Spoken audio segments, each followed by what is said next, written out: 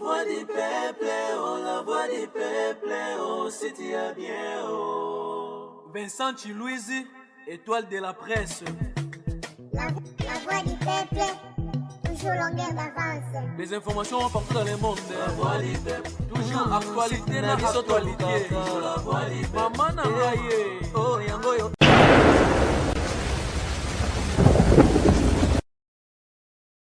Le phénomène a pris de l'ampleur sur les réseaux sociaux et fait beaucoup de victimes.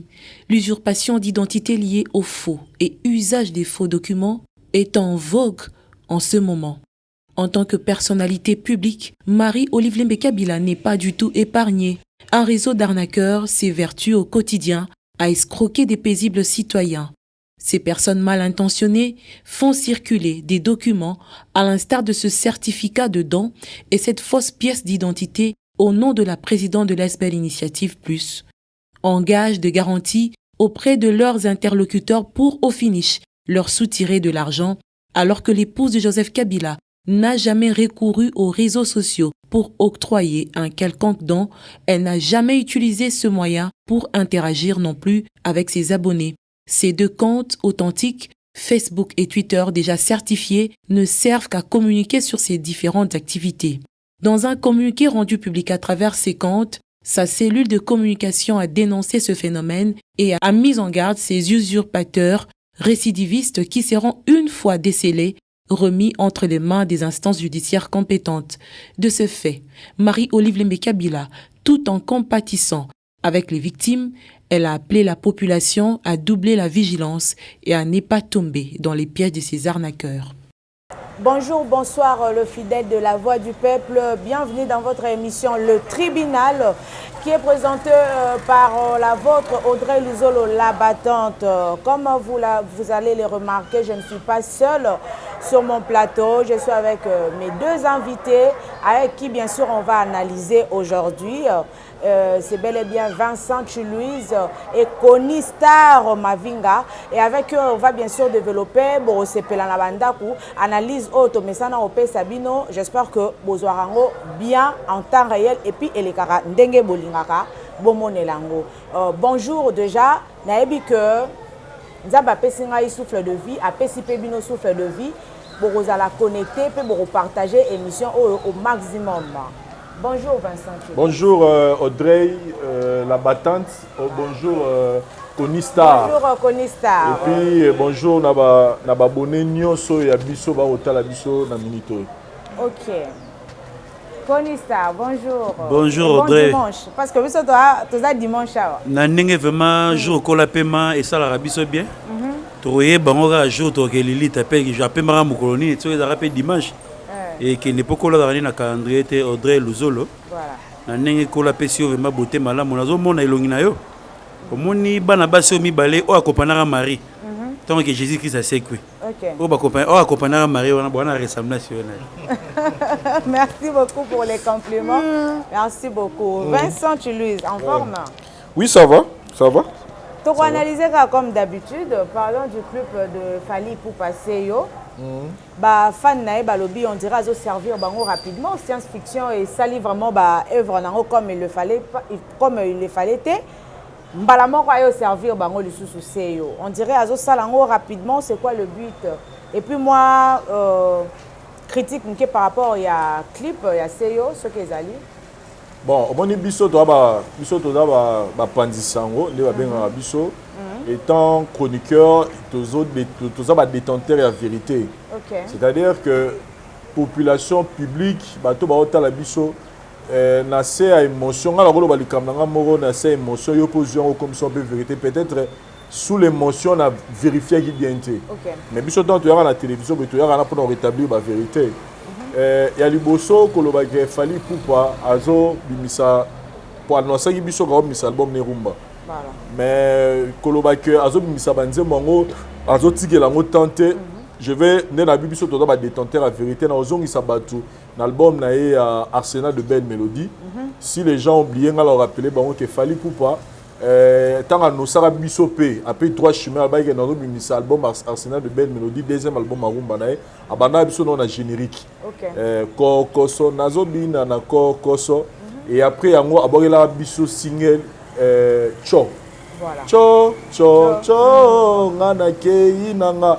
Et où me la guitare bagel biso kadina. Voilà. Ato boaki 1. Donc ça dit, mambo et salama l'arsenal de belles mélodies. Yango sala misiko. Abane na biso na boloké. Abagel biso. Rumba wa bimisa ki na science fiction. Siko abagel biso seyo. Et d'ailleurs moi je pense au niveau où tambalé aux différents parce que sur otali na science fiction a tchaki 1/3. Na seyo a tché 2/3. Donc c'est-à-dire net aux abos zela déjà 3/3 moya. Tu évites sur la rumba, tu aux la générique. C'est une façon à annoncer déjà tout album. Fallait pourquoi déjà depuis ba no misa album na yi. To ke kana album rumba. Azan album mo ratete na ba rumba. Tous ces chansons rumba lelo eza nzembo etika les autres tika la kaka ba yoka ngo kaka.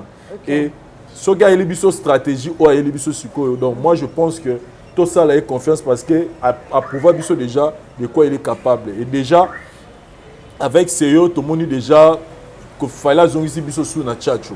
Très bien. Chacho eza ndaku na ye ba na moni ba te belé ba meka un peu polémiquer sur yo ba lobio fallait yango obetika sous Chacho. Mais fallait biso déjà na émission la sala na ye que mutalaki c'est ko sieb bisa rumba. Aussi bisa rumba bena ba classique c'est Koffi Olomide. Donc l'élève ne fait que reproduire ce que son maître lui a appris. Donc eza et puis son hôtel même la ba canne à sucre déjà a bimisa là déjà ba mayele wana. Donc moi je trouve que Seyo en tout cas ngala boza bena c'est science fiction ezala kitoko na sepela na ngome Seyo pena pour na ngad c'est-à-dire na jusqu'au bilengi ya fali na Seyo. Voilà. Clip déjà lelo je suis encore très content. Il y a un moment où Fally maintenant nous donne des clips Oyo Tozozela. Parce que Air Mora la rappé si biso blogo to lingi Air Mora bomona. Mais je peux dire depuis à Sali Tokos D. D'abord maintenant depuis Tokos D à Misaki Tokos D si na moya le ba clip tout fallait bimisa fallait ça sous ba GT. Très bien. Ça sous ba GT donc na on remarqué où t'amener si Tokos D on dirait bimisa a deux clips nani lokota pata musobora na 100 on dirait jusque là mi sera deux clips dans Tokos D et sur tali de deux clips là il y a pas à dire sur de yes ko na ba blog auto bi miseneti boloké maye la salle là ngo akotsa ba fan na kata clip bat na TikTok aye lisusu na album na yo na album Rumba we bandi déjà science fiction tala niveau clip tala niveau ya scénario on va filmer doit innover. Scénario banina pour une première fois la musique. Na éviter sur récemment la musique ailleurs. Mais la musique na biso Congo. Pour une première fois na mona scénario banina clip moko et on continue na deuxième clip mais deux thèmes différents. C'est-à-dire pour ça, moi j'applaudis Fally Ipupa pour la innovation et biso na système en ça va clip et puis j'applaudis son réalisateur parce que je pense que l'idée peut venir de Fally. Mais il faut un réalisateur pour concrétiser en gros. En tout cas, moi je demande seulement Fally. Mieux vaut nous faire 4 ou 5 clips d'album, mais ils ont un clip à bongo, que peut-être ça va clip belé, mais parce que le clip on doit se le dire. Nous fallait aussi les avoir filmé. Pour nous c'est on a un scénario, on a la qualité image, la filtrage, il y a au moins que Fally a dépensé. Donc en tout cas, coup de chapeau. Ça a tendance, il y a Royo Kanzembo peut avoir la clip. Coup de chapeau. Et puis il y a un élément on a vu sur détenteur à vérité. Ba dessous à lobby na nemoko fallait zoye ba suta dans ngasani kota bimisi ba abimisi Tokos D et silena nuté. Na ozon sara ba ton émission Frank Stemai. Oya suka fala salaki na poto Frank Stemai la na poto. Alors yi album année oyo torozwa Tokos D et torozwa Tokos D Gold. Torozwa album Rumba et puis torozwa susu album urbain mususka na neo. Kutunga la lobage comme tu reviens en décembre, mais il fallait non honorer Malobanité. Parce que déjà, dans le moment où déjà, il fallait déjà roumer Bimapo. À la réédition, il y a 3 albums. Donc, tu as déjà une réédition plutôt. Il y a Tokos D, Obabeni Gold. Après, c'est Bisso, tu as la score Rumba. Donc, il fallait. Voilà, en tout cas, pour le moment, moi je trouve qu'il est dans les bons et il fait bien. Côté Banzemo, en tout cas, on a se retrouvé dans CEO. Voilà. Vraiment. Et puis, on a Matisi mère na biso, maman Mokonzi. Et là, on a maman a parlé, maman Mokonzi. Exactement. Merci, Koli. Ouais, Koli, mais un peu compléter, Maram, ce qui vraiment contredire Vincent, je ne sais pas, ou peut-être aux juste à jour. Non, le problème c'est quoi? Balobara et l'orognon, tout ce qui est moi na bota misika, pour l'ingate pour pesa muku asani, atiana monoko. Ok. Chaque chose à son temps, banzembo et à mbalamorote et raccrocher mbalamoro et kangambamo mokili. Ok. Et l'orognon tout, la fois passée, avant-hier, c'est mec qui n'a pas eu Mireille Leka, moi qui à Chamasunda.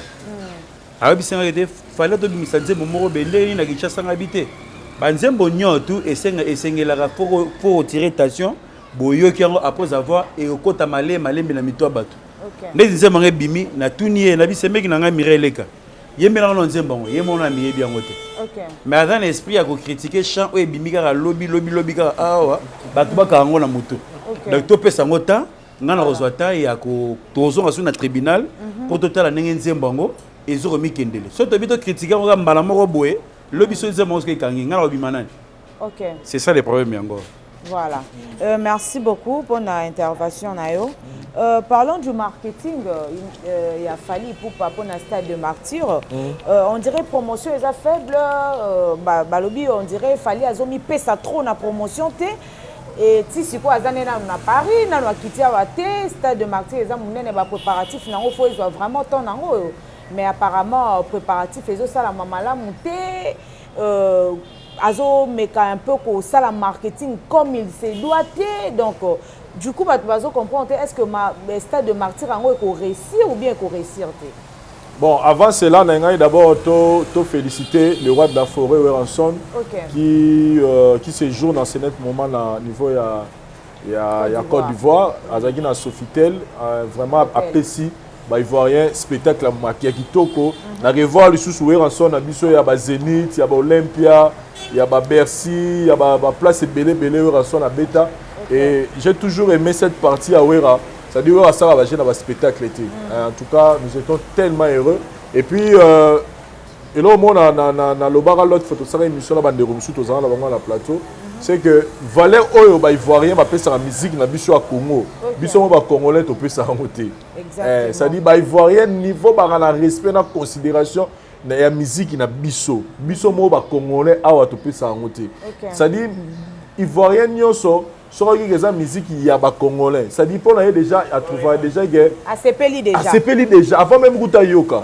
Parce que dans avec l'autre façon on a même Gouta qui va négo sous la Côte d'Ivoire là kangama na mo poto ba sala ba orchestre ba marqué kuna il se retrouve nango ça dit chaque dimanche samedi oya Gouta ba te belé ba hôtel bango tout la bané ba hôtel bango ka ba ivoirien peut-être Gouta ra des Congolais ba betani ba beta ba room na biso Kinshasa et musique na biso Kinshasa en général donc qu'on retrouver Weranson na podium donc déjà musicien congolais nio son appena wana na pesi na ça dit na dévoiler bango ça dit musicien congolais nio so oya ozwa occasion que le Côte d'Ivoire et que publicité na que Mathilde Kolo en tout cas azala sûr que il y a moins passé à échouer il y a moins passé le bas pendant que organisation salamagi ma bé peut-être des publicités mais sur la publicité salami bien en tout cas ezamboka o ngala esame ba mission na biso belé Congo ba kena na bango pam parce que déjà kuna ba mission ba ivoirien bazana faible na musique à Congo banana temps ba boale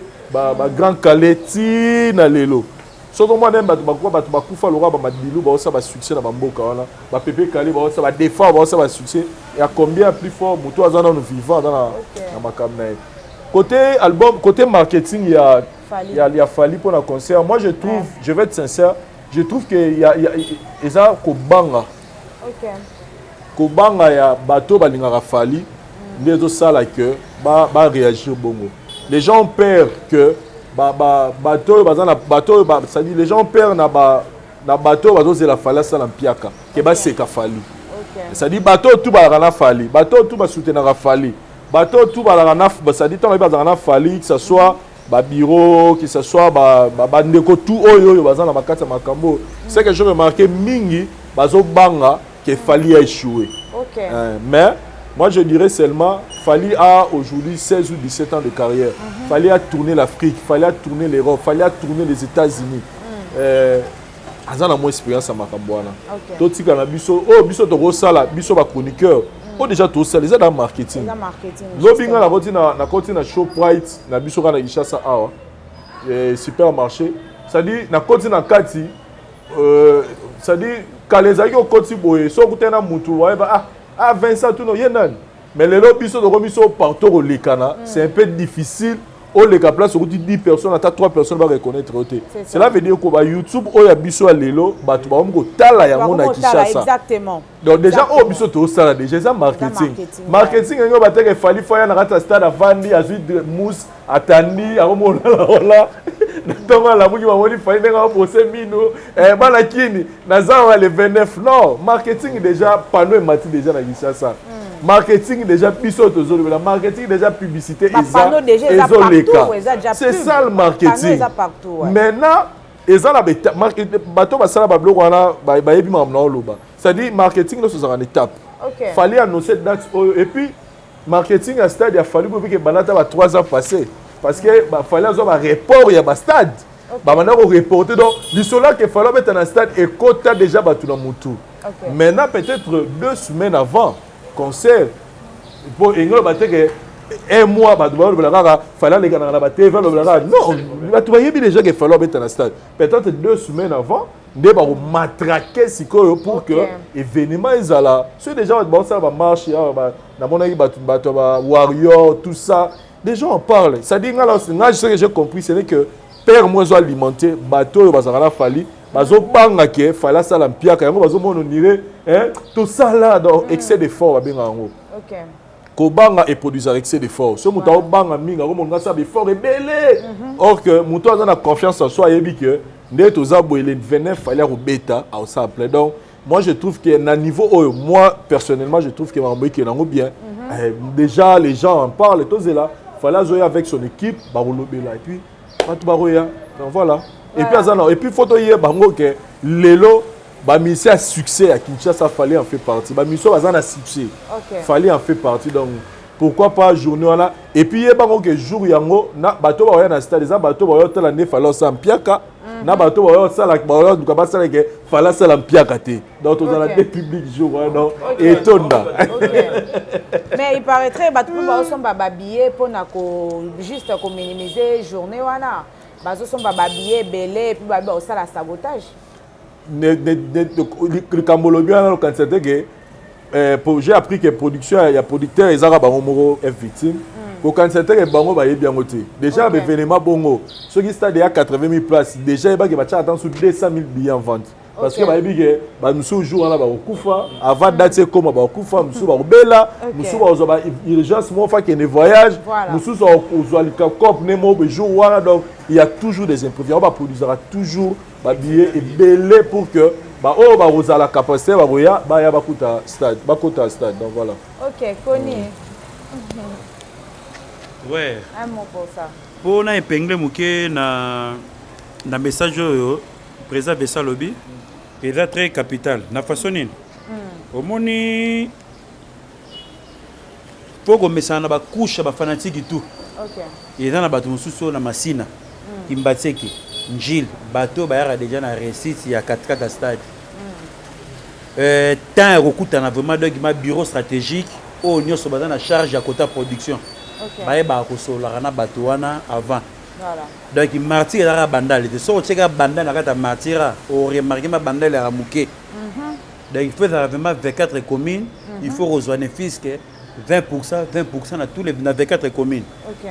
C'est très important. Il y a un bateau avant il fallait il faut déjà avant que sensibiliser bataba ngabwa bataba matete bataba donc concert on est dans la bon derrière on a image ya match mais la match était mais la musique pourquoi tu as moi ba wenze déjà la ba wenze wana ko sala bateau nyoto wana pona mona ide bateau bateau vanda ah bakangi maboko boze la même yemo ya tango ya roya Nicolesani et tika la rotan kola la rola muka air na jour bako c'est la ngoma kambute des fois ba yeba déjà au solana bataba mikondo bataba tsele faut ba yeba d'ailleurs partager ko sensibiliser bato to lo bango déjà to songe déjà moni wenge o mona ba bato na nyangwe plein ba mila masanga mais dans ba billet yango mona mudusu amna muto mela na biso bato ke nekula ba disato po mutu mususu a message ambiance mais faut beaucoup mal sentiment ko pesa bato goût ya repousser bango pour baya na stade et logo Vincent Chilouzi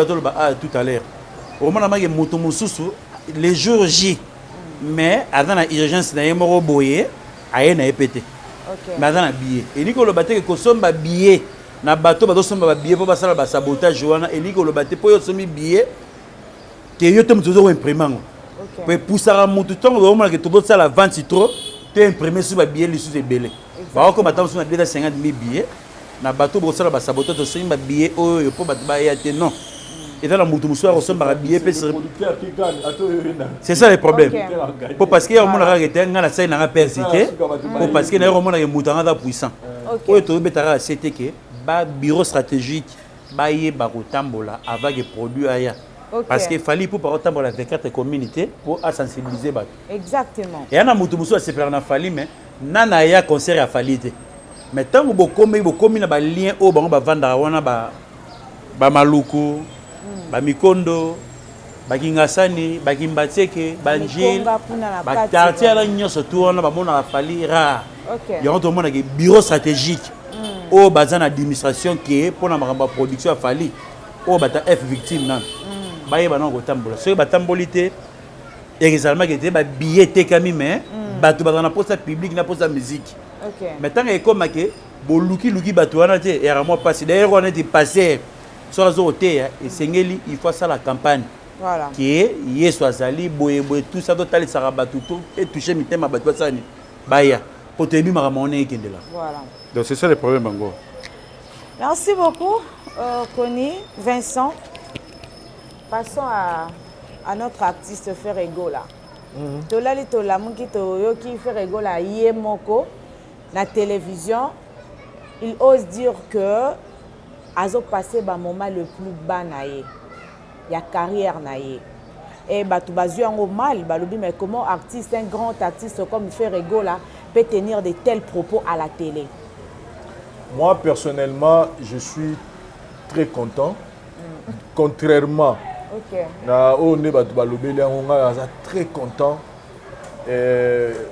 c'est-à-dire pour dans les rares des cas on s'est retrouvé pendant la même diapason, même image, même idée dans l'artiste Ferego là. On senti que on a organisé pour faire na moi Ferego là pe organiser et c'est bien pour avoir arrêté pe hémorragie à ba flatteur. Au bazara tout autour ya Ferre. Au ba comment ko critiquer tam sou biso moi pendant ta sali toute une émission pour critiquer biso. Mais au moins aujourd'hui, je suis très content parce que ba moment place bazar ba on comprendre que toya suko ko sa faire été toya suko ko sa faire été parce que faire yé moko moni okoye bis batu ba ko loba mais yo moko mto yo sala bilan fina bokoya na bino mikolo yo yo mais yo moko lonzo to kotala makamna o place au wuti na place aux autres de place inozali faire ko là il était sincère il était sincère lelo to zoraka dynastie na temps o ebimé sali to zui boîte noire tous quand on a un laps de temps, t'as la évolution à dynastie, t'as l'évolution à boîte noire. Il y a pas match. Zoara album na dynastie. Comparons on a qui est derrière toi. Zoara temps au t'as la nano et différence. Évolution nango et keneni. Tokene to bimaku tu gauche droite cité. Fergo là il était sincère. Maintenant, moi je dis que ma message a beau faire toucher ma fanatique naé. Ba golo plus précisément. Comment biso ba golo toi vivant. Comment biso ba golo to zawana mais président là ni musicien à biso a que le bacado passer par moment difficile. Ça fait très mal. Quand ta prison ils arrivent à problème personnel au biso de côté on a quantité mais là on a plus côté carrière et artiste musicien à biso. Comment évolue son album? À ça l'album mongo il y a kitoko mais comment les lois se retrouver dans la télévision le bac n'a pas passé par moment difficile. Il y a le haut et le bas. Oui, tout est comme la vie. Mais quand Ferego la parole du moment, il y a le bas, il y a vie. Bino ba golo c'est-à-dire que bino ba golo force na bino zara voyons fin à biso na ba commentaire. To bozui mutumoro boye na ba te soka mona pour mutu to neni ni do yo sala mi na tongo faluga neni na finga fali pour cause affaire. Pour nga mo lo ba bomo. A fingi fali a cause faire. Ça dit bon on va faire vivre faire na illusion moro boye.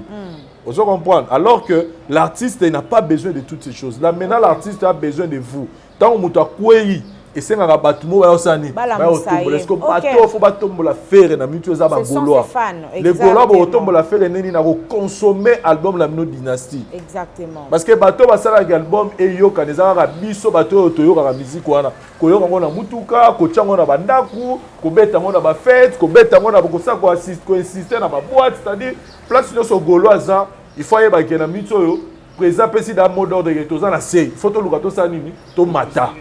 Ça c'est un message très fort. La Kabwa tout soit le bao, oyoza leader à munene, ogolo babongote, tous ces gens sont des flatteurs. Bato walingane fera kita.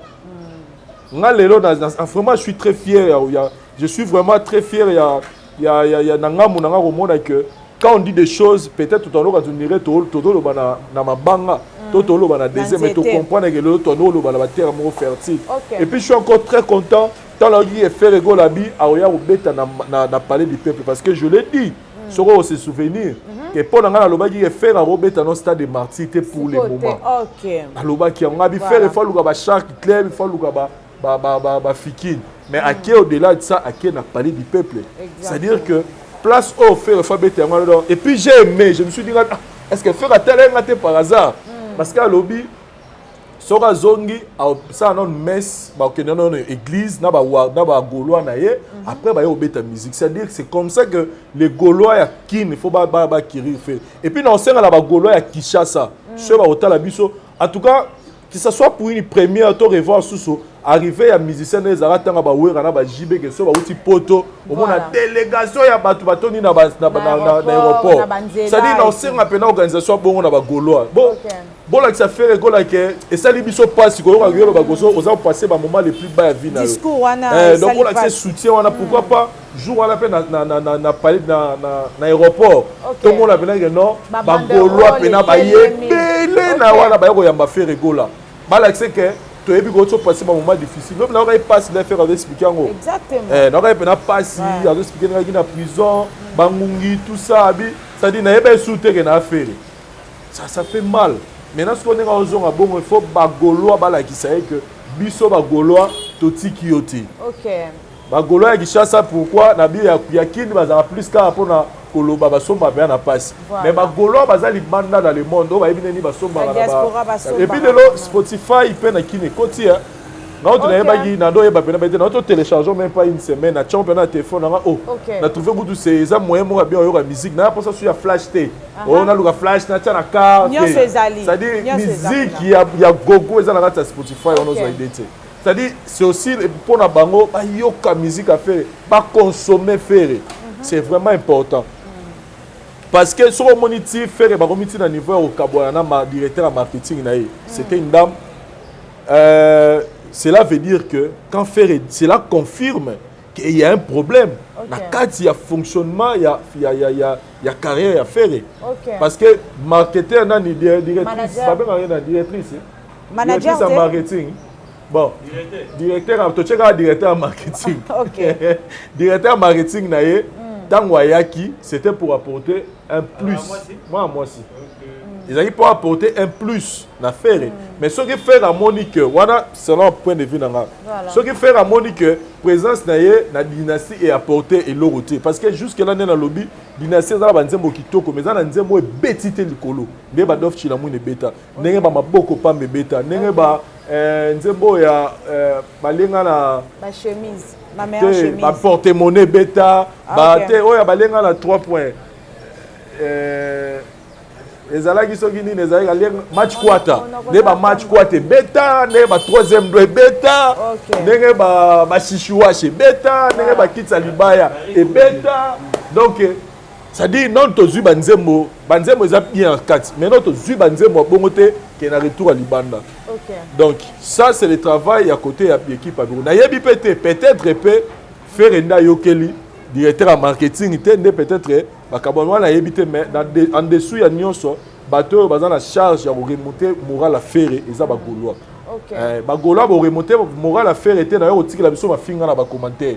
Yo Vincent yo ya mama na yo Vincent yo Konifali yo Vincent yo tout fina yo ato lobby bongo et pas la et pour matisa fali faire était mais le match à faire eza écoute eza ba ko streamer banzembo na ye eza ko télécharger yango ne et komatsa fere kolongwa na distraction pour consommer artiste voilà et puis maintenant ba chroniqueur flatteur bon comprendre que Ferré yé moko lobi qui ça ne va pas donc on cause que sur la TV Ferré c'est un grand chanteur voilà ayebi ko yemba ayebi ko composer banzembo na kitoko mais kozala na hit na album par rapport à album mususu album oyo eza na hit té ça dit o bato wana skole ba kosaka ye bon lukande bo motiver ba gola pour consommer album à Ferré et ça va bien mais na yebi que na parler du peuple eza place à bien poni sika o na yebi que ba golo en tout cas ya Kishasa bon la ça fait que biso toza rosa dans les bateaux voilà à part bagolois pardon batumsu pe bakoke soutenir ye et ça pe mabete comment benga ba combo pour identifier la fanatique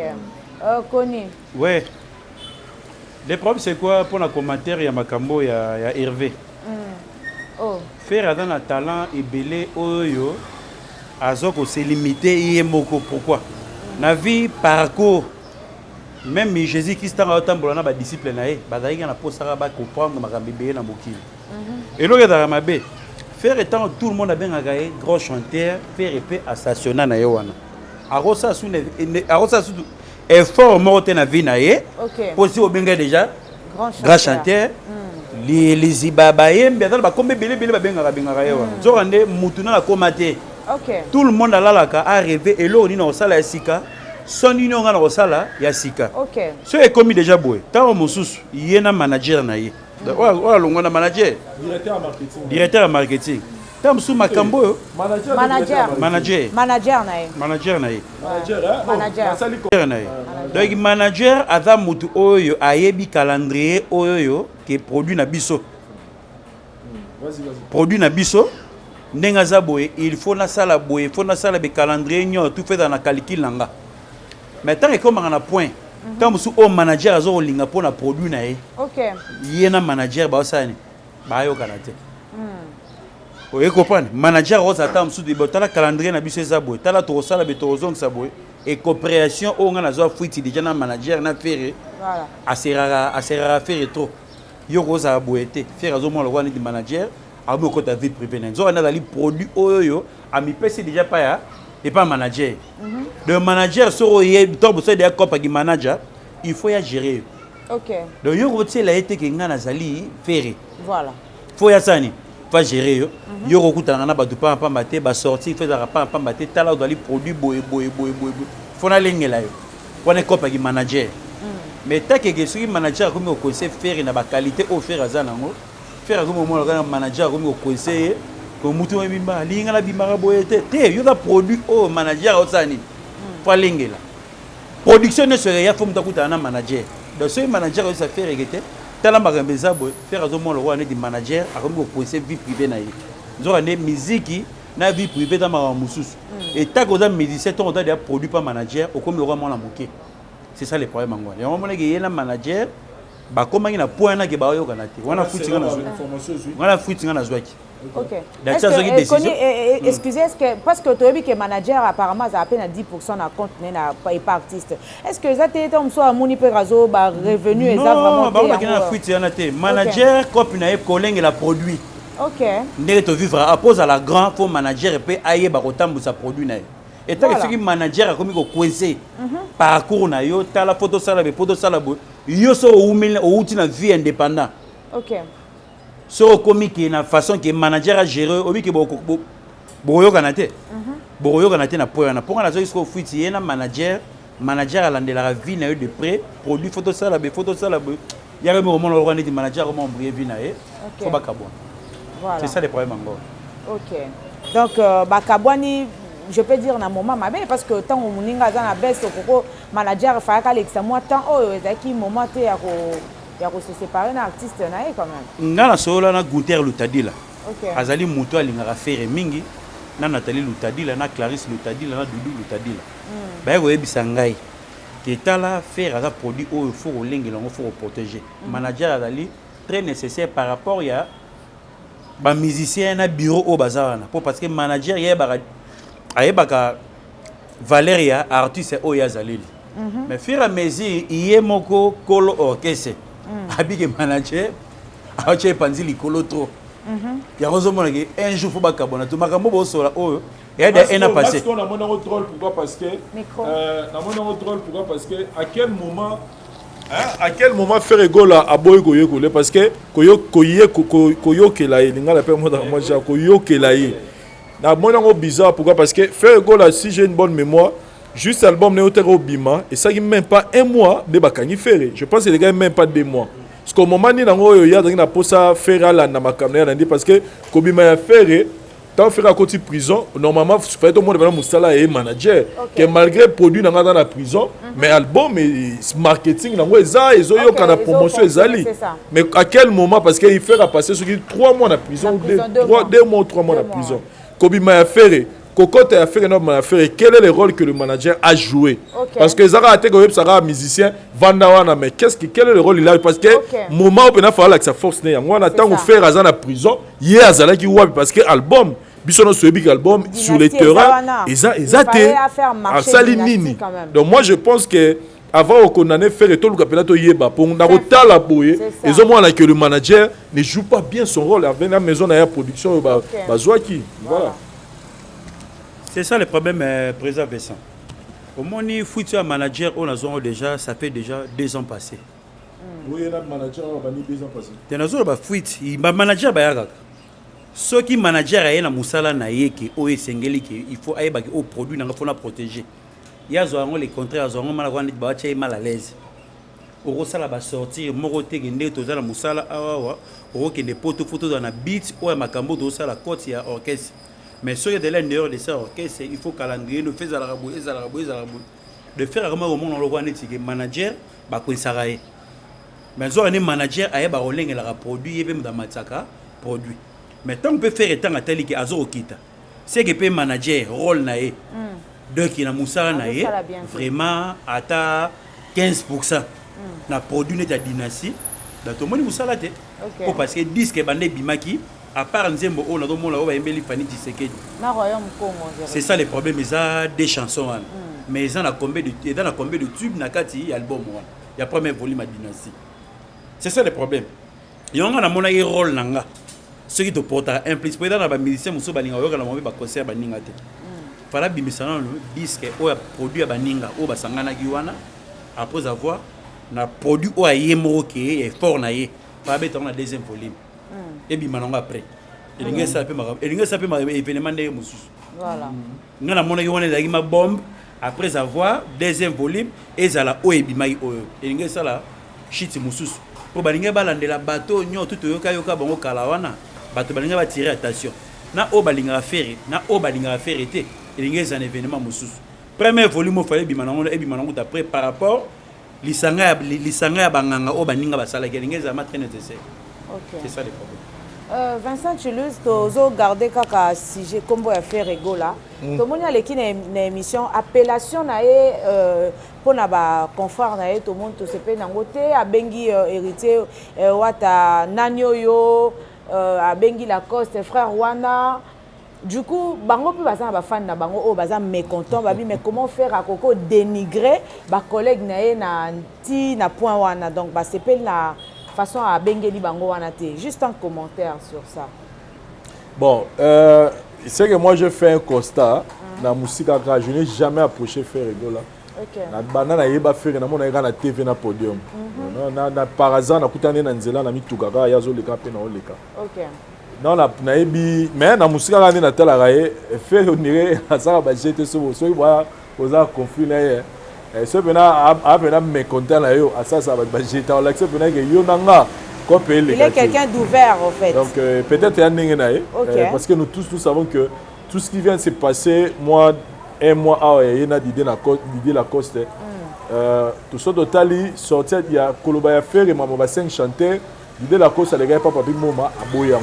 OK. Et puis après faire ba yo yambaye et tout ça qui pas banani ba tunie ba l'idée la coste abi qui était wana frère nanga mais il y a tout colis ma monsieur faut pas ça on a TV donc pour la regarder le roi avertissement parce que il a dit la cause que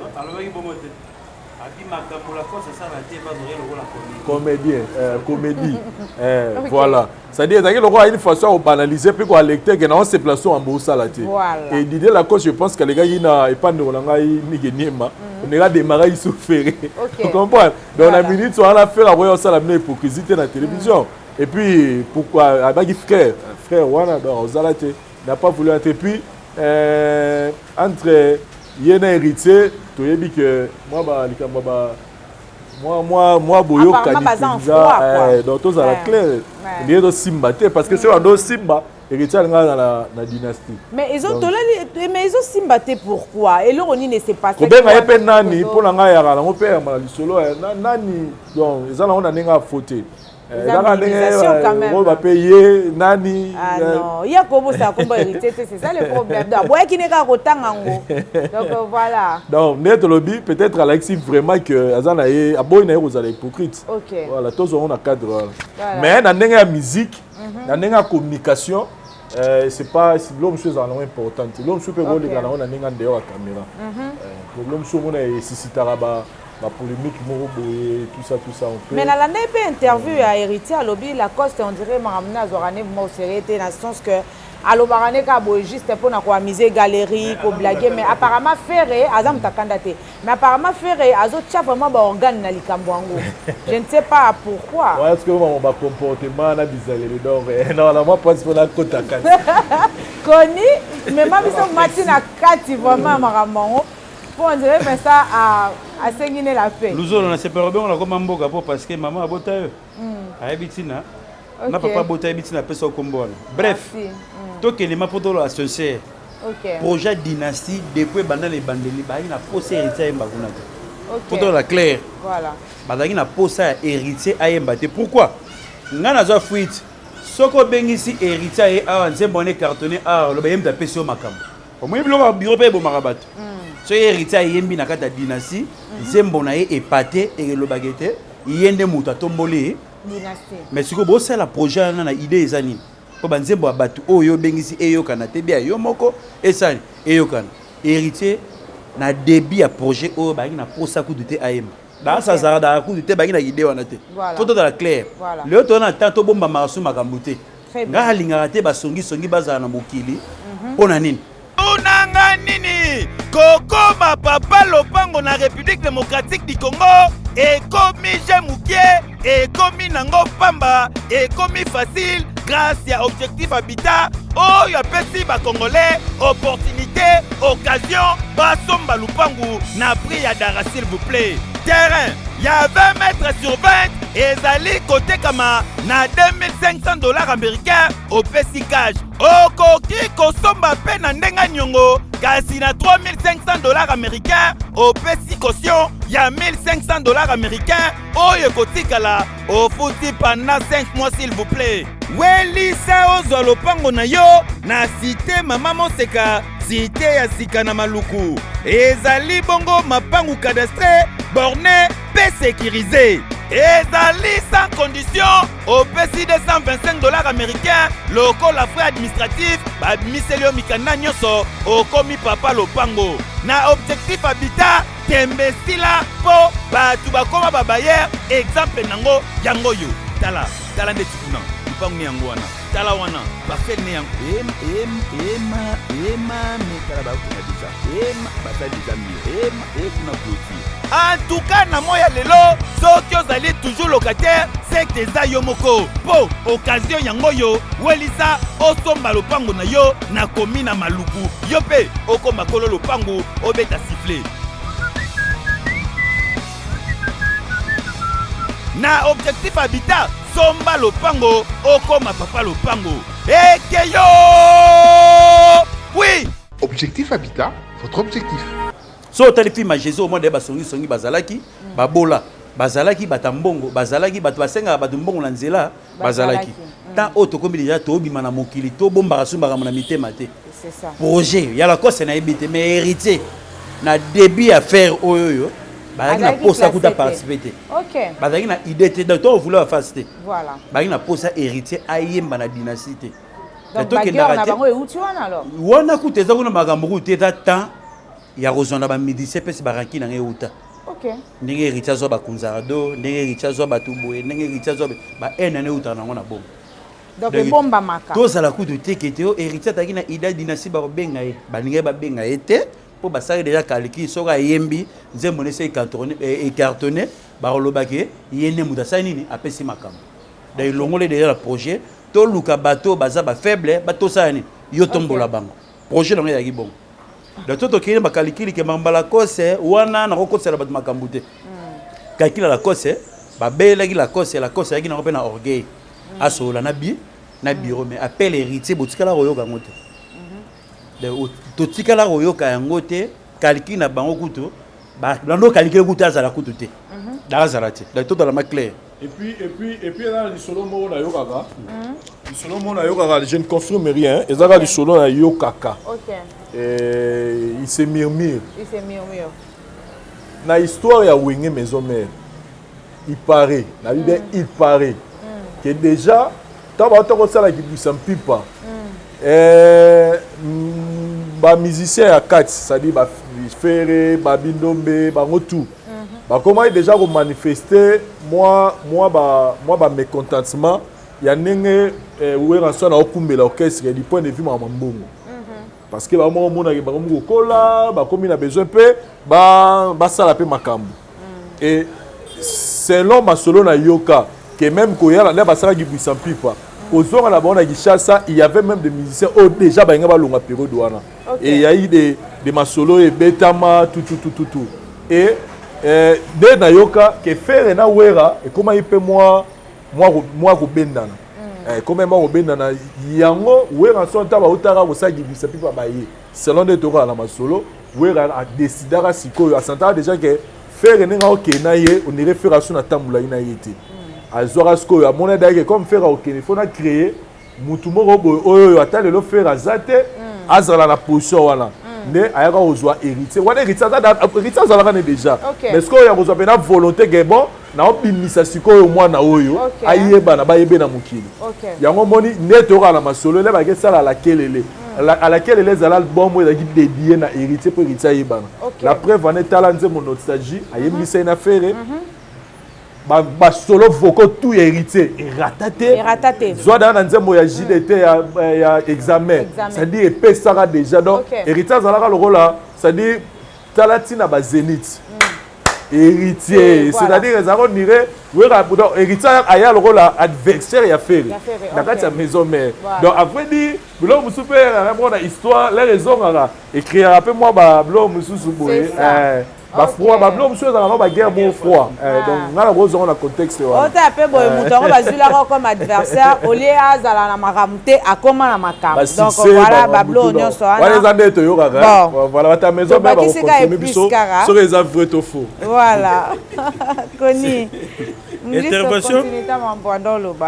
intervention oyo président Pesa Lobi omone lo nyonso to na ozonga eloko wana guerre wana euta na Fred ici ozobeta wana bakei kosala kibwisa pipa batikalaka na visa ya 2 semaines mais wera bi ke était dans l'album nanga totika production oyo toka Fred ici na omona pona visibilité et ça na ngai bien ezaki moi ba nungu ya wana ke babindo be komaka na point atelemela wera babindo batelemela wera tia komaka na point que était à obeta pied peut-être c'est mamendo kende mais fur et à mesure que wera satanara te que faire ça ni a kimai wana wera satanara na ngote azara na sûr que après ngana mouvement où ezali faire na Bill Clinton on m'a monnaie kende laka mais tant baye que à laquelle le moteur la gete moi na o ngana bombaka na ndako héritier poto ça la to sur la vraie qui est parti prêter mes photos sur la réalité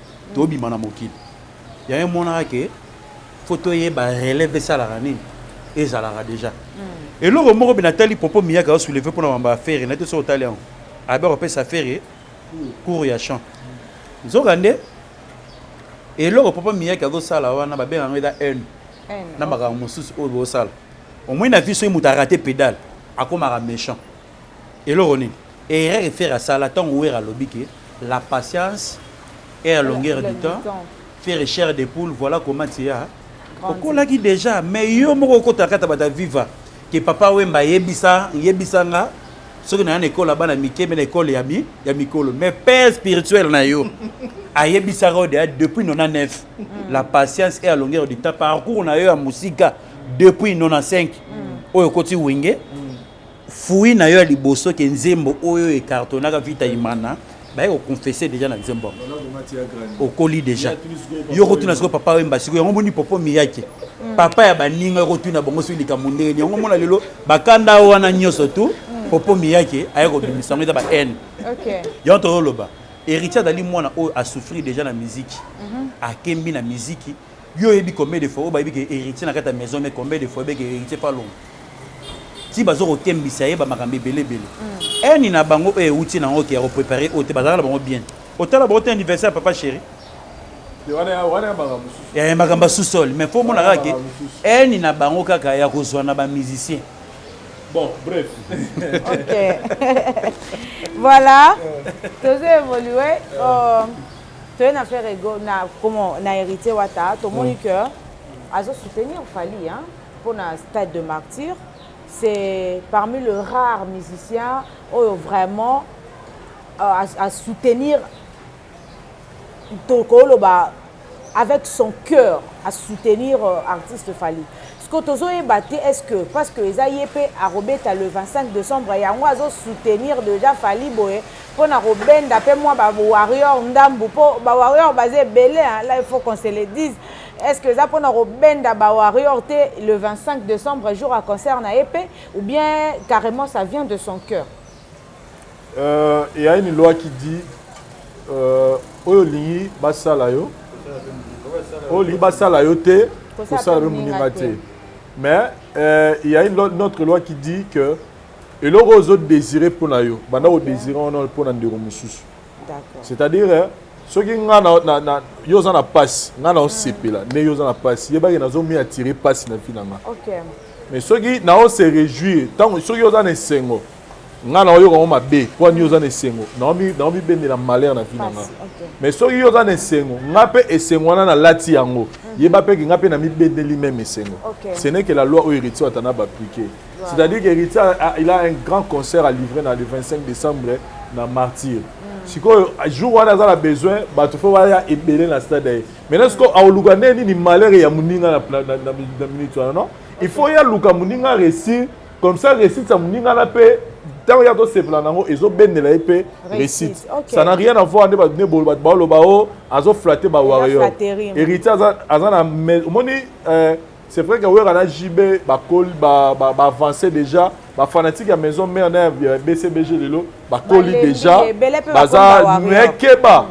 prouver le contraire les 30 juin à Martyr. Que ata tokoli mais tozalara nostalgie na biso tilelo. Parce que yeba que jour wana moni wenge. Toi va bi wenge 4x4 tout terrain. Il y a Wera, il y a JB, il y a Dolph, il y a Blaise Boule, il y a Didier Marcel, il y a Dolph Dominguez, il y a Makaba, il y a Lempela. Ça dit wenge nyonso wana ba sima héritier watanabe. Toyebi na Gishasa oyo marambo Wera sala na stade de Martyr. Toyebi na biso na Gishasa marambo oyo JB a sala na stade de Martyr. Omoni bato wana nyonso soko sangisi bango bana sima héritier watanabe. Donc héritier c'est vrai que Lelo autre état autre mers mais ngala lo barara ceux qui wenge musique à 4x4 et ça la gim piaka le 30 juin watu ngato bangela pena watu do wata mais plein autre mona ba yekuto yoka nostalgie mais si na na défenseur ba yoka score banzemo za na succès mikolo ba gomé na gomé ba Rachel Fouta il y a tellement de banzemo bien zaruna. Est-ce que le stade on est tombé dans la nostalgie? Mais quand on a le passé, le temps passé, mais on est ici stade. Parce qu'on a yoka, il y a Lelo. Voilà, non pour moi héritier la Fali. On ça plein de stade. Quand on a date c'est le moment là au cas où t'es, ngala ebisio. Ceux qui basali en côté c'est une catastrophe naturelle et salamagi qui va trouver la stade des athées. Mais na ebisio quand on a date lelo. Moni Fali a retourné hérité maman la plein au sala dans les ala on tout go poto lobao hérité à lobate a mi ben de la nekara makambo bien na vie na donc voilà et puis ne pas les seuls je vois aussi beaucoup des artistes au bazo souhaiter que fallait ça la succès ça la plein donc voilà connu un mot pour ça Babi, est-ce que ça vient de son cœur?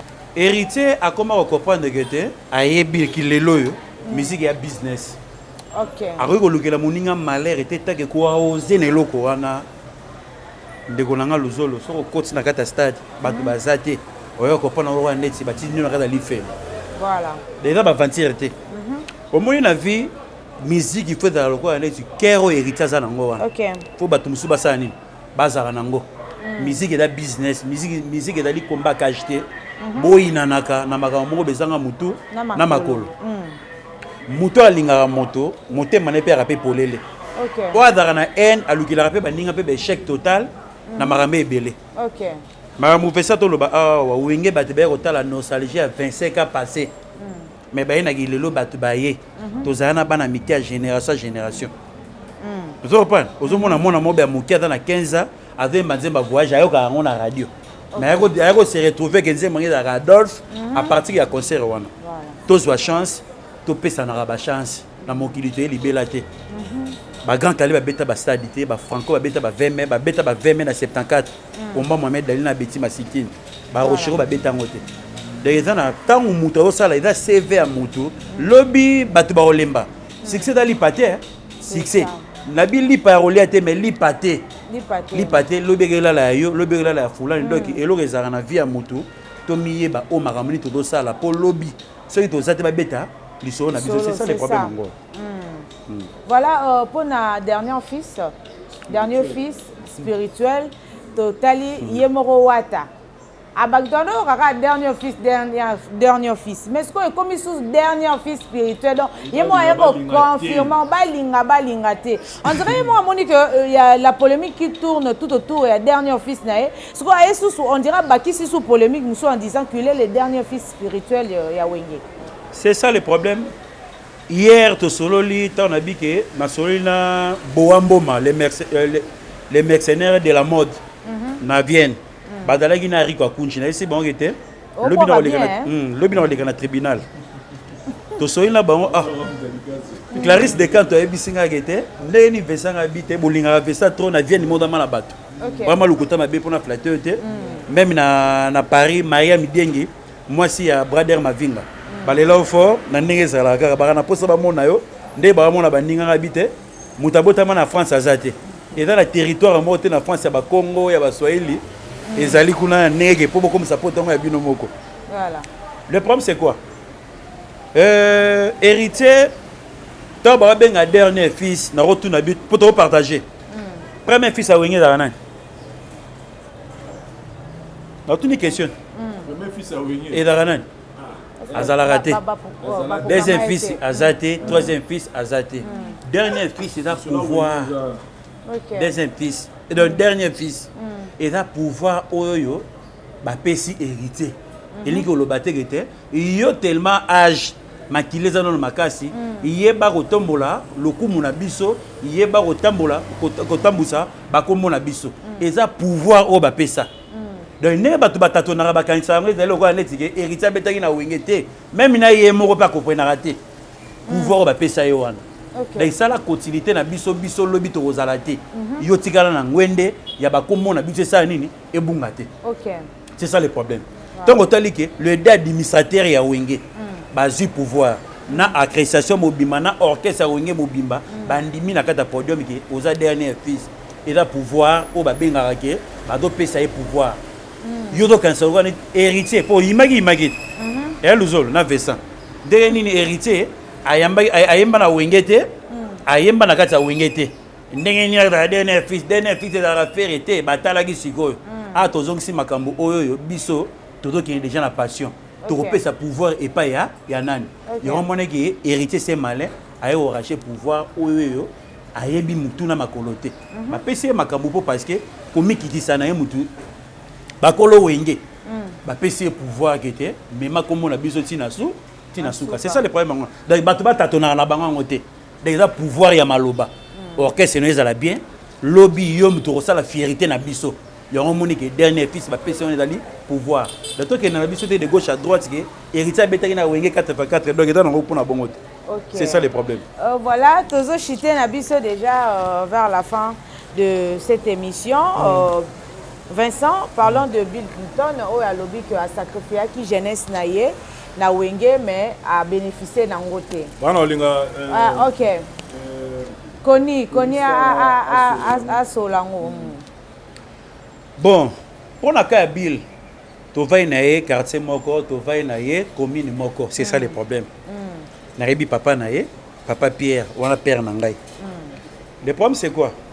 Bill Clinton à côté wing a outil et pas joli non. Photo da ma bref to qui n'a bien. Ba embi ba animateur yé Bill Clinton dit la roche. Aujourd'hui na maeso CNN. OK. Ba on so ba animateur ya joli non. Wenge kaboni le 7 décembre 1997. Ba ko zama conclusion pour ba kabona pour di bon le 9 décembre. Bill Clinton Aïkoya le 12 décembre état qui animateur. Oui ratali moi naza mona moké. Na ko sala ningi pona perdre été pona zo mona dans la ba cri belé. Azo dagi banda sali tese na yepo parce que Bill Clinton na okuta sele. Na kata wenge. OK. Mais na courage na ye, na esprit na ye, makila na were sa nini ekutana. Were ayeko yebisa batu bena testa Bill. Que moi na oyo aza mona ni ote mona ngiringe. Boyebisa ba parents na ye. À partir d'aujourd'hui, azan a venu de la paix numéro 15. On a ndako wera liboso, tant à longwe de la forêt. Ayekoya de la paix. OK. Ayeko yebisa batu, boyebisa ye que à partir d'aujourd'hui, moi na oyo a ozonga supa na bangote. Akomi epai nanga. OK.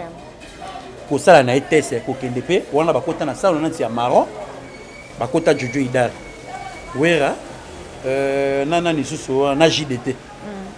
Bakota bara une affaire lokwa 5 personnes à Dakar bakenda. Ngiringi ni ngani ke Bill Clinton tout ça boye ba ko vanda. Wenge e ko kende poto. Yé kende poto 98 na fait poto kota d'abord décembre. Tant intervention rapide de Bimi. OK. Ba yo kende ba janvier. OK. Ba ke Europe na ba 99. Ba sali 6 mois ba ko zonga. Bill Clinton na koti wenge ya mande futé. Koya elibiso 99 mbana moko na mandefu. Dara koli na maboko ya wera. Mais tango wana pe wera pa pe mutambongo te to bosa na pe maka mususu. Wera mutambongo te wera c'est locataire. Wana ba dof ba longwe te bango nyo tout bazar sauf que Didier Masela tikala na poto. OK. Didier Masela tikala. Kozonga bazongi babandi ko régner ensemble les comiques Bill Clinton séminaire azonda ko liboso na makapane à ambassade juste à côté paye de marbre. Wana ba vivre na madame na moko boye. Boyda d'aller passer. Et dans les passés, tu veux mettre les sols, les passer pour la zone la face. C'est les types la saoudienne. Tu comprends? Bill a sali makambo, bangoni otu ba René très tôt. Ba Bill ba bani o René ava ba fali ko René ava ba soleil ko René ava ba débélé. Même na ba janta, on a janta misi na do boaka et pas ya vient na bisonani. Et pas ya Bozi. Ayako kota, pas Bozi Boziana, ayako kota BCB Japan. OK. Bill Clinton m'a dit que René, babandi ko René, ti bazu idée na bango qui était a vite de s'en sortir était makambe belé ba kei ko sala les marquis. Voilà en 2004. Bill Clinton a sali 7 ans. Et pas ya wer. OK. Tant a kei en solo ba ke les marquis a ko za contrat Bralman. En 2005. Et pardon, na ba Congo. En 2005. Wana zo régner tout le monde va faire ça à bo côté di ngate. Que ba benga Bill Clinton millionnaire musicien.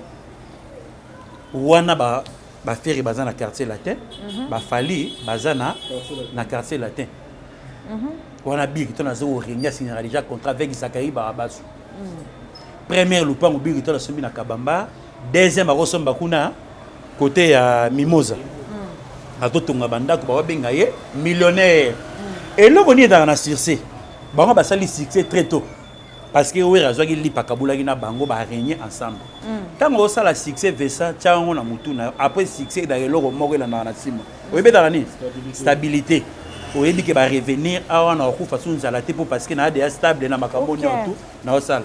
Et loko do sala Bill Clinton lelo yali arataki stabilité. Oui, et do tinda ye, o sai déjà 17 ans. Na carrière solo ya vie na yo na 7 ans. Ozalaki pa moto, ça que 17 ans oya yo. et pesi yo makambo nyoto siko komi kozonga na le passé à 7 ans na yo wana o dagi gérer tozala siko batuko est-ce que tobeta héros tobeta masolo wana ki yo zalaki power bongo benga bato bakendaki na jibe piana na BCBG o bakeye lelo o bavanda babeta kuli solo kete tozalaki pa jibe to longwa o to beta rabe beta so yango te a compter na place o ya komi a luka stabilité ou soit et l'autre ça la bien on a repensé toli basala ba featuring sur na wer o wer yo récompensé que atom la sukomba bil basala ba featuring ba on belle pour musique et business azana ba talent mais so on moni ado vanda tamula go ko ça et l'euro moroté azo vendre l'euro moroté pour ani ami komaki millionnaire avant que sur stabilité les hommes de bon mabi qui tonne c'est ça le problème encore. Voilà, mais moi je veux juste ajouter pour y expliquer déjà Nyonso. OK. Mais pour si ce qu'on a pour ça à zonga lisusu bilo ya kala a créé ka ba collaboration. Il y a le bikawer ensemble maintenant le bakawer raté. Là je viens d'écouter notre son mot avant de l'émission Jim Antex yena Inosbi. OK. Déjà bablo ka bongo ne bil fois ça parce que yekuta kenango akela ngo bongo mais ngatiko so na kela na ndenge ya carrière carrière ya Bill fallait pas Bill ne devait pas être rumbiste c'est-à-dire mutu mo ayembeta ba rumba te Bill fallait dans la carrière Bill a fallait mutu mo fallait remplacer Willow Longomba. OK, donc Bill pena dans ndenge azaki wana donc il fallait kaka on regarde taka Willow Longomba ko ta ça succès na banze muso to sanga na bomwana couper bibamba dinza koti abimi na malembe mais le laza icône na ba Nigeria wana on lui respecte ba mboka na ba pays africain no so mona wana mais ce que Bill a la créativité oyo na nenga ba bete ko le quand même à Willow Longomba na nenga ko créer ba bloko c'est-à-dire il pouvait aller au-delà de ya Willow Longomba ce qu'a gardaki style wana parce que Bill to ebela ke Bill amuta show pona nga bango ti lelo na muta apesanga bilenga show le ka Bill te na animation na lo bango ti lelo ça dit Bill ara so boira donc a communiquer yo pardon a communiquer yo sentiment na ye oyebi ke Bill na tango asali ni na UNICEF nzemo emba école boy so otali clip wana ndenge masedigiza makamuno sala na ba animation sala na mona awilo longomba kati na ye mais loko ni bila sala a perda identité na pour parce que de la musique est ne compliqué point biso no to dalaka na sujet moko mobala nyokolio kuna moi ça zo lela asali boye donc ozomona makamuno tu peux si vi na biso na musique na biso to kufa to za na message moko siko na message moko wana po bima na kata libulu wana faut dans la manoko. Quand on a déjà DJ Rafat personnel, azo reconnaître grandeur ya Bill. Talasko ba DJ Rafat tient kufa emi rumba te. O chéri na nga bolingo ya motema na tika lo ba ya moto. Donc il était dans le show. Et là il y a lobby. Ça dit Bill a na terre mo egi fertile. Pour na yeme asundo la inango ayena toto salara o ba non so ba sala.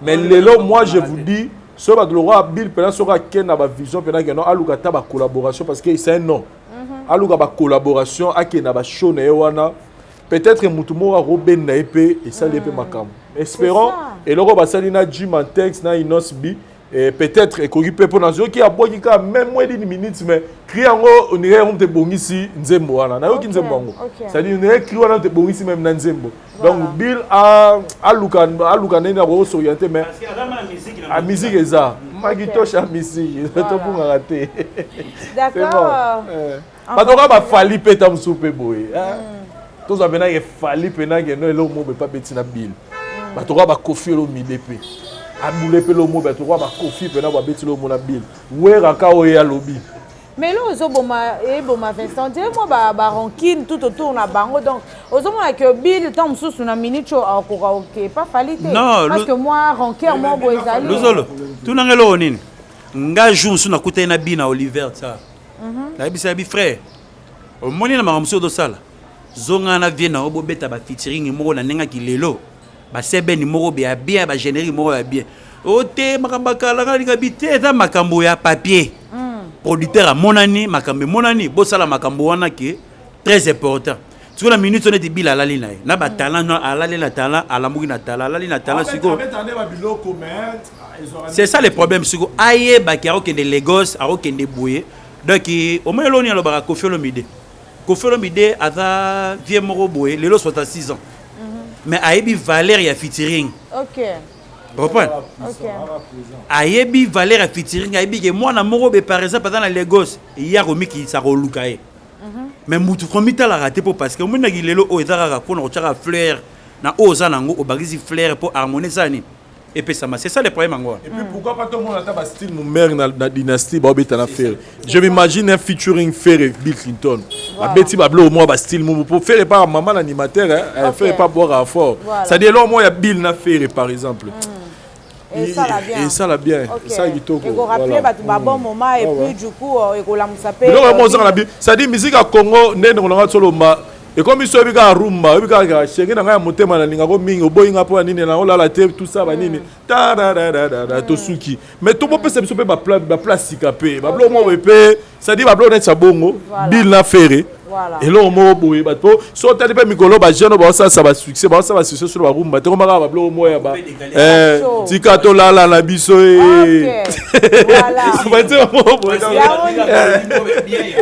c'est ça ici on peut comme non bongo donc pourquoi pas ba Bill sko ba imara mo la koleka ba DJ Samarino na ba ça va succès la banini nani ngane maman na bango laisser les enfants jouer donc ba bloko mo ya ba jaro wana et pourtant il y a que jusque là zomo na moto aza concurrent na animation akokaki ko zongisa biso pe na babilengi wana azana iloko wana sangana azana iloko wana makila na ye je me souviens na mara be répétition courir kenda Billy Clinton bato bavandi bazo mbule beta ya makasi siko courir kenda car mbunda pamba oyo ajune kaka momli kaka animation pepe kale amila terme pepe kale o affaire donc zele sala biloko na yo pepe donc batu tout ba kongo sepela na bango mais courir ke mbule zo beta mais ya zo beta mbunda voilà microté. OK. Mais je animation na ke bateau balaki na regret bien na bango ya répétition mais animation bila sala ya molile sans micro azo meneka nzemba pepe kalega oyo mais bateau balaki satisfait je me sens que batala ya bongo mais et olala et la muka et là et la muka c'est ça le problème. Voilà Vincent toujours si ça na question club ya appelé te à Kofi Olomide. En tout cas le Kofi Olomide ne cesse de nous surprendre. Quand Balbara a 66 ans mais il est toujours présent appelé te j'ai aimé le clip. Le solo ya sapato ala tara mulawe sara base na retrouver on dirait ça pour la clip on a raté clip wala ngadi ado makele le tout au tchanga et ça des clips non et Kofi mamna lo bayango Kofi kutu mukonzi ya chacho yebisanga na funa mbanga le bosa Kofi na barumba mais tami golo Kofi aperete. OK. Aperete. Ça dit Kofi on ba pe rumba mais il a compris que on peut pas continuer à donner chéri moté malanga donc ça dit moi je wana et zo mema batu mikolo yango ala Kofi betsa perete bosco Bill o ayebi bosco pe na animateur donc félicitations à Kofi Olomide perete Kofi apesi batu ba keno na ninga ba polémique ba calcula bengra Kofi apesi ka conseil et dem soto ba bengra na ba jaloux. Et non, bah tu vas identifier un batu. OK, bon là on dirait mon Kofi Yembinaye. Ils ont clip bah qui na chaîne à Kofi Olomide, bah tala nze mona pelete souka na chanson. OK. Koni Star, Otaliango. Non, faut na zoma ton ya Otalango dans la zuma tante. Donc tellement mikolo yo. Son clip en tout cas. Dans mikolo vraiment dans quartier nanga courant donc na zo comprendre ngote. Faible le niveau mort ça on était dans TV lo solo. Dans ta sous TV. Voilà un mot de la fin et puis quelques dédicaces sur Kezali. Donc na ebi mag tribunal awa ko samba afo servoir ba desala nini Eliaka. Donc soki na tali na nenga Bruxelles donc na moni Mireille Leka. Soki na baloki na venue elandi wana mona Chamasunda Apocalypse administrateur ya Ngiringotoville. Soki na zone trop na Vienne. Donc so Nathalie bon retour ya Chaga Lutadila, Nathalie Richard Akunji, na Nathalie Lutadila, Ariko Akunji na Vienne na bossa na rayote, Doudou Ayoka, Idriss Dakocha, Nathalie Gigi Dakocha, grand-père Gauthier Mouteba na Bled Ndanda Motema ya Christelle Baya donc na suki wana, Kolo Ayba Robate la bino. Vincent. Ah pesika mbote na bande retour batali biso. Puis na beta masolo mikolo yo nde balobi investissement leki mabeleza te donc mabeleza te kama et puis place à resoma mabela bezaka na objectif habitat donc mabeleza na 20 sur 20 2500 $ 30 minutes après aéroport. Donc ba benga ba numéro zo de la publicité wana boya osomba ma pango na bino ba 2520 sur 20 cash. Mais soit dans la 2500 euros somba na tranche, au plus 1500, wana osomba na 3500. Au plus 1500 et puis le reste ba do pesa ba $400. Si aussi la bureau est dans la ville ba baroya ozo ba renseignement to ba benga kaka na numéro ba boni na publicité wana. Donc là on a rolo bara yango. Merci beaucoup à vous. Merci en tout cas à tous les fidèles de la Voix du Peuple. Vous étiez nombreux à nous suivre. Joyeux anniversaire à Seleo Mokondiaba Zombo, Obotami Lelo, le manager depuis Angola. Joyeux anniversaire Nayo. En tout cas, merci et bon dimanche à ma grande sœur chérie.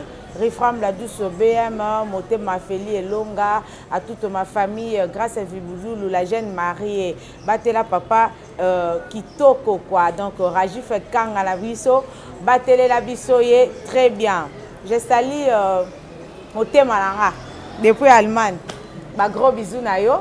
Restez branchés et connectés, partagez l'émission, commentez négativement, positivement. En fait, vous commentez, vous se sentir à l'aise. Surtout, partagez l'émission au maximum pour ça plaisir. C'était Audrey Luzolo, la battante. Je vous dis déjà au revoir, à la prochaine. Bye bye.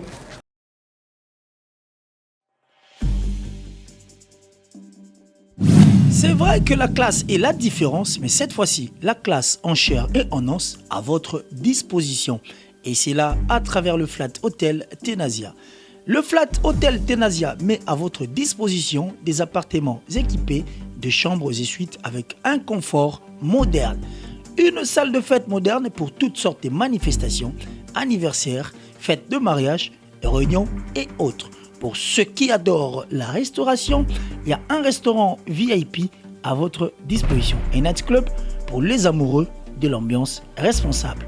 Un service traiteur de renom. Et pour ceux qui adorent rouler en sécurité et en luxure, le Flat Hotel Tenasia met pour vous une location des véhicules des marques. Le Flat Hotel Tenasia se situe dans la commune de Lingwala sur l'avenue Kalembelembe numéro 256 à 2 minutes de l'avenue Libération ex-24 novembre.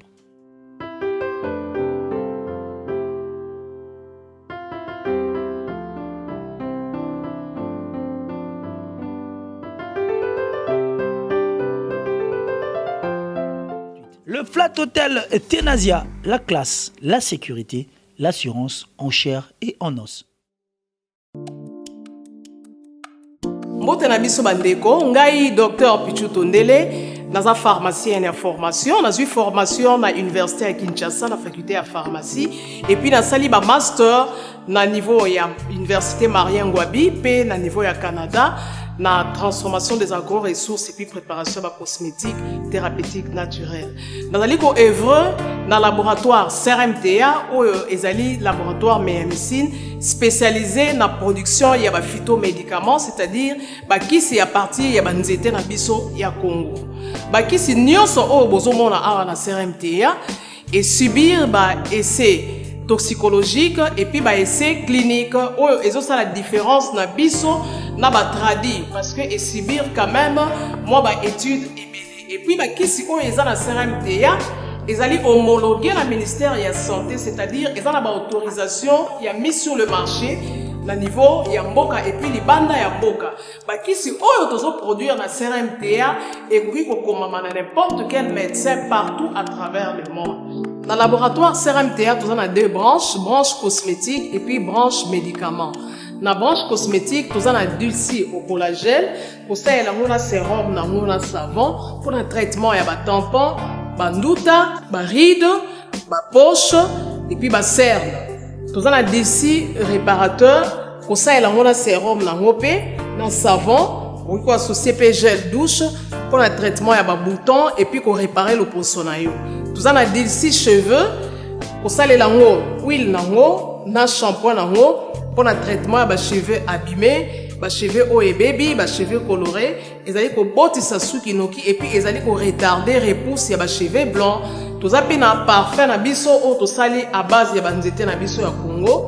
Spécificité nango ils allaient ko kitisa yo stress na kati. Na branche médicaments, tozali na meamycine sirop comprimé oyo ezali kisi na biso ya bamibe balevure eza anti-poison ezali kotraite baproblème nyonso ya libumu. Tozali na kisi na biso diazostimile oyo ezali kotraite badifférentes formes ya impuissance sexuelle totangi éjaculation précoce, dysfonctionnement érectile, manque ya libido, azoospermie. Tozali na kisi na biso zingenalis supo na comprimé oyo ezali kotraite badifférentes formes ya hémorroïde interne na externe ezali korégulariser mpe cycle ya bamama. Tozali na kisi na biso sensifos oyo ezali kisi ya malaria présenté sous forme ya sirop na comprimé. Tozali na kisi na biso meamycine crème oyo ezali kotraite badifférentes formes ya maladie oyo ya ploposo bamicose oyo esalaka na makolo ya bana mibali, maladi ya mpesema palata epai ya bana na maladi mosusu ya loposo. Tozali na diazolex oyo ezali kotraite badifférentes douleurs climatismales, badouleur ya mokongo, paiement, allergie au pollen. Tozali pomade oyo tongoli nkombo ya papa na biso tondeli diazolo. Tozali na meamycine crème ndenge natamaki. Tozali na allium oyo ezali kisi na biso ya tension ezali kotraite hypertension. Tozali na borex oyo ezali kobongisa système ya bapapa ezali kokomisa yango molai mpe monene. Tozali na menga kisi na biso ya makila oyo ezali kozongisa makila na bato oyo baza na problème ya anémie quel que soit son type ya anémie. Et puis tozali na tisane Dr Maxon oyo ezali tisane na biso ezali kotraite bamyome, bafibrome, kyste ovarien et puis basi oyo baza na problème ya kobota. Tozali pe na diabétine oyo ezali kisi na biso ya diabète et puis tozali na anti-poison na biso oyo ezali koneutraliser poison na kati ya makila.